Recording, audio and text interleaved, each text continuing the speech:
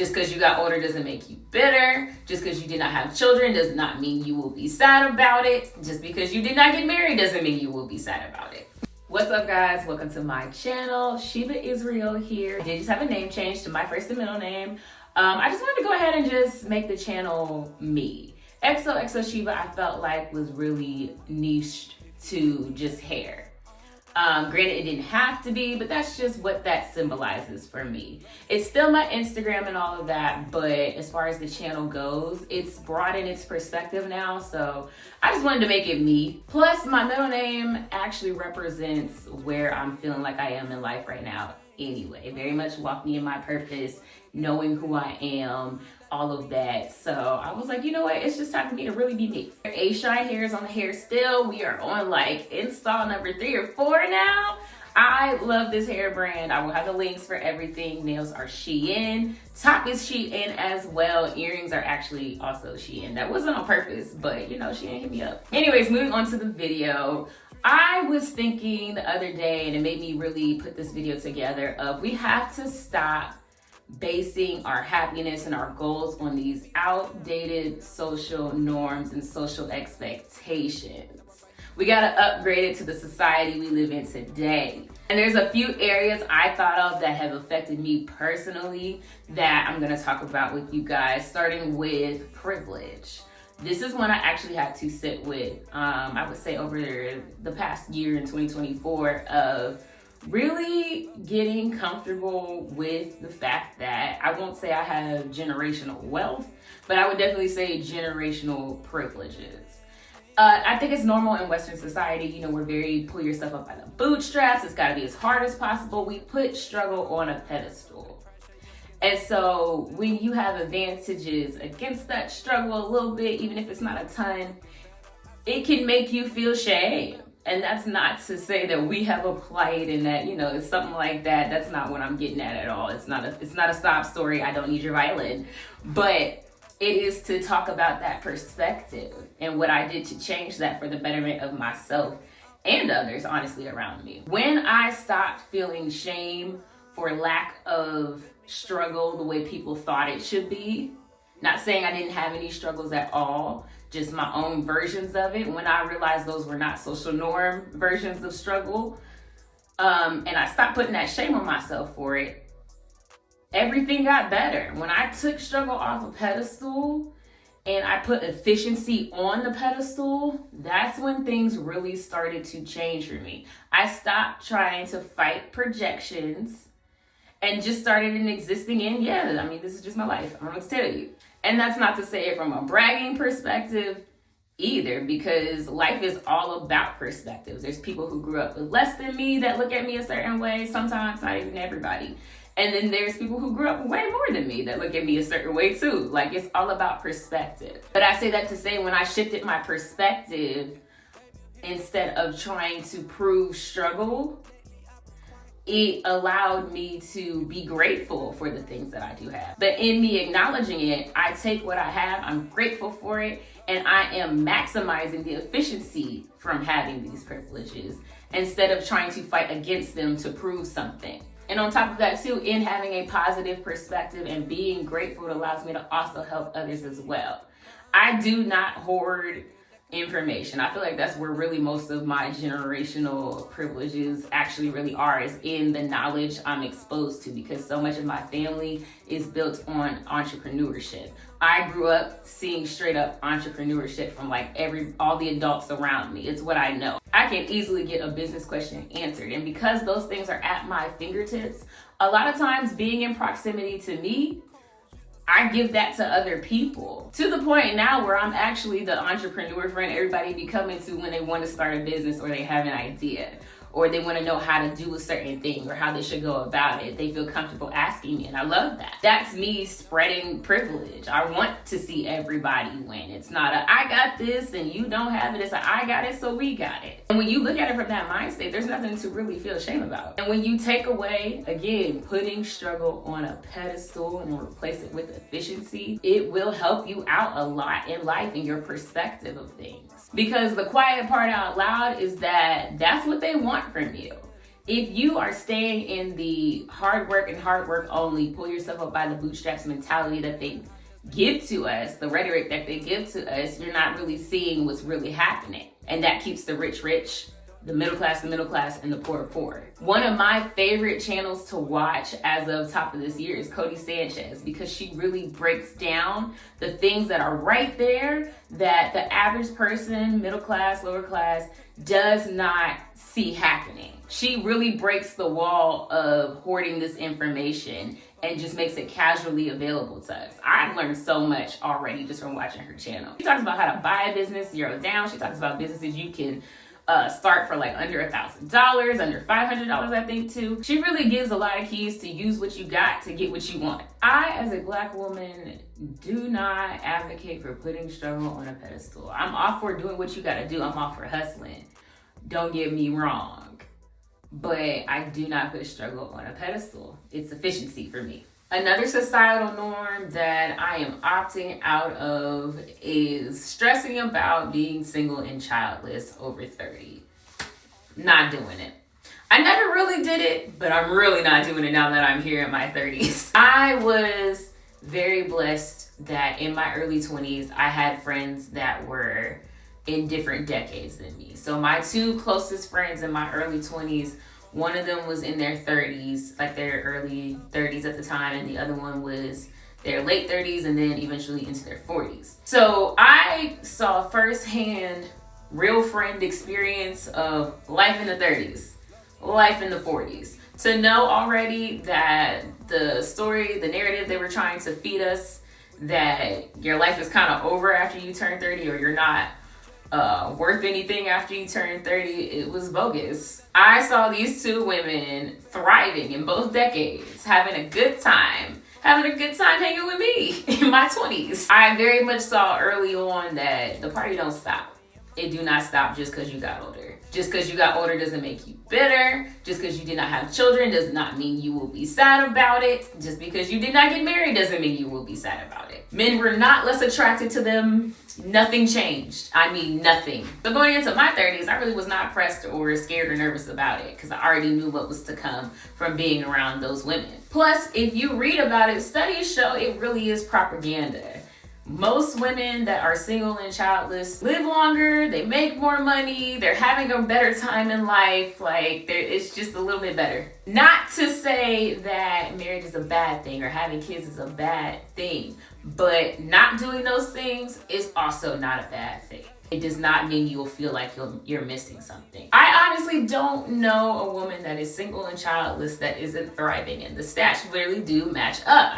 I implore you to look it up. I don't have any to put in the video for you. Maybe I will. I might go back and add some later.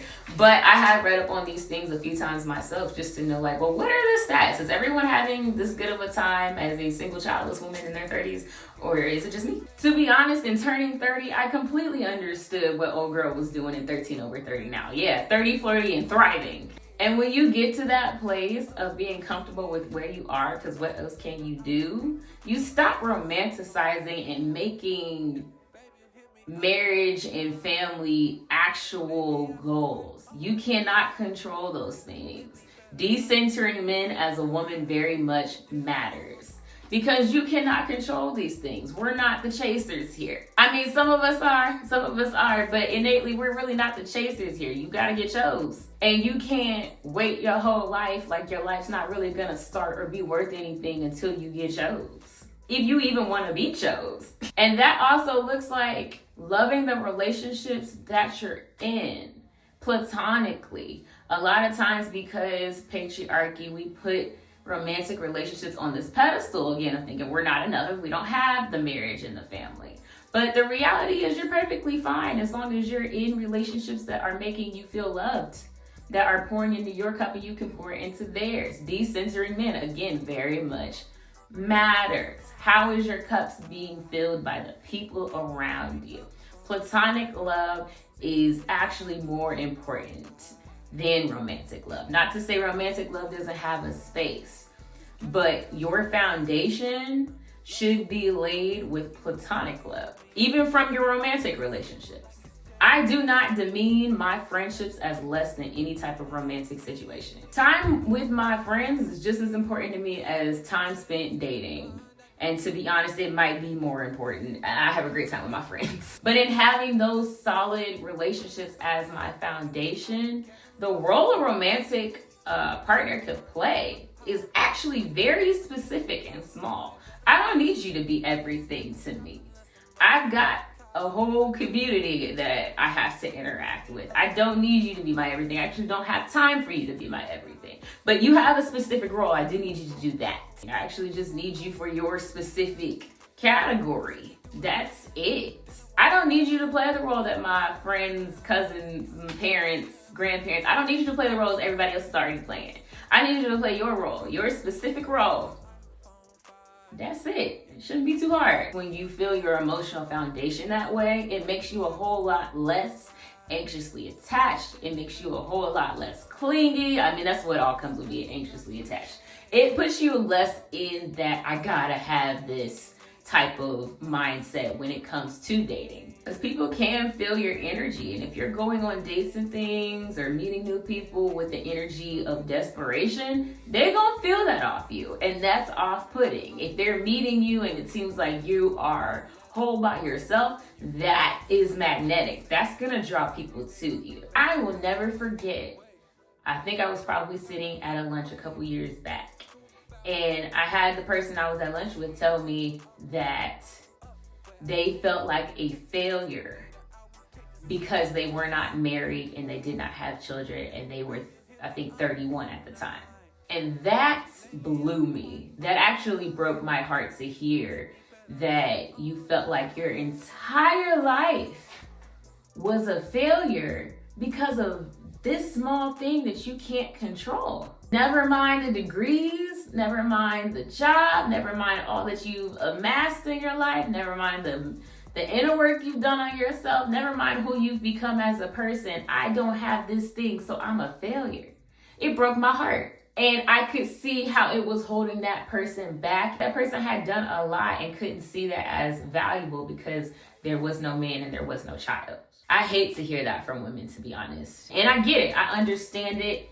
I don't judge it because I understand we live in a patriarchal society that teaches us from the young age, all them Disney movies, that we need to wait for our prince to come, that we are locked in a castle or with a stepmother or in a tower or whatever until a man comes to save us. And that's just not the reality of how the world works. It was propaganda from the time we were born. I said this in another video, but I need to reiterate it again.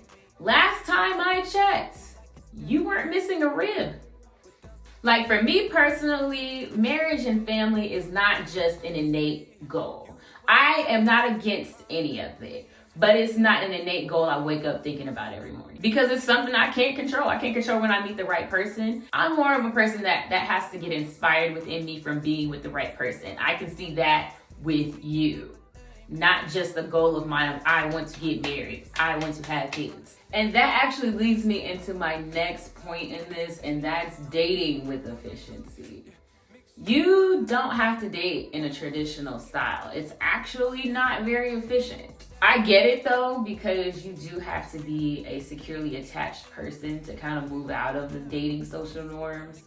But I can say I do find it worth it. And even in one of my friends told me that he admired my dating style because we have two different dating styles. He's more of a serial relationship person. I am more of the why do we need to be in a relationship if I'm not sure about you kind of person. If I don't think we align, I don't see why we need to go forward. Again, I'm about efficiency. And having my own norms for my dating patterns has been great. It has saved me from so much. People look at me now like, oh, you're so put together, you don't have chips on your shoulder and things like that from dating. And it's like, no, because I didn't allow it to get to those spaces too often. And that's not me being above anything. It can happen to the best of us. We've all stayed somewhere longer than we needed to. It happens. But I have to say, my dating style has been very preventative for me. I don't view you as my husband, especially at this big age. I don't need you as my boyfriend. We need to still be able to, like, take ego out of it and this is just me, you should do what works for you, but take ego out of it. We still need to be able to assess who is the best match for us. We don't got a whole lot of time left in our youth. I'm not saying you're old at 30 or you're old at 40, but things change. The time isn't as slow moving as we thought it was in our 20s anymore. I'm trying to be efficient, not in my ego. I want to know that when I make a choice, it's the right choice. Not because I strong-armed somebody into being here, not because societal rules said we've been dating or talking this long, so now we have to move to this place even if we really aren't there yet with each other. Forget all that. For me, where are we actually at, and do we need to move forward, or do we need to stay where we at, or do we need to separate? And that goes back to what me and my friend were talking about. He brought it up to me that, like, you know, most of the people I've dated didn't need to take up as much space as I gave them. And I do think that's a societal norm to really evaluate in your dating quest of, am I just moving along in the steps with this person because I'm supposed to? Or do I really want to do this? What makes sense for me? Or am I moving through my ego? Am I basing my opinions and thoughts and stuff on my attachment style if it's still insecure? You got to think about those things. And that's not to say everybody's got to do things how I'm doing it. This is what's efficient for me. But it is something to think about, is what's efficient for you, not just what they say the norms are. I know for some people it might be like, well, how does that make sense for you? And for me, it's just because I am a person who just, one of the things I'm able to do mentally is categorize people. And I don't mean they have to play a certain role or I assign them a certain role, but who you show me you are is who I believe you are. And I will categorize you appropriately as to the boundaries you need in my life. I honestly was doing that before I even realized I was actively doing that. But because I actively do that, I don't need to be so, okay, it's been this long. Okay, it's been this long. We got to move to this step. Okay, it's been this long. We got to move to this step. I don't have to do those things because I didn't give you more of a value or importance than you could handle. Another societal norm I think we should really step away from, especially in this economy. Well, I don't even say step away from. Lean into group living. I know it's not for everybody. A lot of people like their space. But think about if we started prioritizing community living. And not even to where we all have to share the same home, but like people coming together more so now and buying land and building on the same property, or buying a very large house, come together and buy a very large house, and everyone can have their own separate wings, kind of like the, what's that show, Greenleaf type thing, where you do have your own separate quarters, but there is a one living space. Things like that. It sounds like it's gonna be down the road of what's more economical these days, with prices rising just to exist. Granted, I have seen this play out within my family, but I think maximizing on buying property out of the way, starting your own farm or homestead is a great idea. Having an investment home. Somebody else came up with this idea, one of my other friends. He kind of bounced this off of my family's ideas to what kind of ideas he wanted to do with his family, but it was a great idea too of come together for an investment home. The idea was the cousins, I guess, with a little more income to their name, come together, buy an investment home and use it to prop up the people in the family who need it. Like someone who's in college, you can put more money towards books. You can put more money towards things you have to pay for in college and all of that if you don't have a rent to pay. Or maybe you're able to take on full-time classes because you're able to stay in this property rent-free. Somebody lost their job, needs to regroup, get another job, can't stay in maybe the apartment they had because they can no longer afford it. Investment property. The way things are going right now, that is going to be a cheat code to thriving in the society we're moving into. Group thinking, coming together as a community, instead of trying to do everything individually. If you know others who are entrepreneurial minded and maybe want to start a business or buy a business, y'all can come together and put that down payment on buying a business. It doesn't have to be a business loan necessarily. Or maybe you guys can put skills together. Maybe someone knows how to pitch investors. If you have a business, maybe looking into making it a family empire. That's something my uncle has done with me and my cousins. He took the skills and the tools and all the things that he's learned over the years and amassed and reinvested that back into the family unit. And from that, I've been able to hone in on skills I already had from the things I've learned in life to help him. So we're helping each other. And then it gave me a whole nother business idea to where I could really be a consultant or a freelance administrator for other people in the same position as him. So see how that reinvestment came back to him tenfold, but then also helped me too. Kind of going back to my first point just a little bit, that's why I moved away from mentally putting struggle on a pedestal and putting efficiency on a pedestal instead. Now that does not mean put greed and lack of morals on a pedestal. That's not what I'm saying at all. If anyone takes it that way, that is not what I meant. I'm actually getting at moving back to this point of using what you know for the betterment of others and yourself, because what seeds you plant will grow and you will reap the fruit in some type of way. If you enjoyed this video, go ahead and drop a comment down below. Give me your tips you want to add, or let me know what you thought. And also don't forget to like and subscribe. And I'll see you guys next time. Bye. If you don't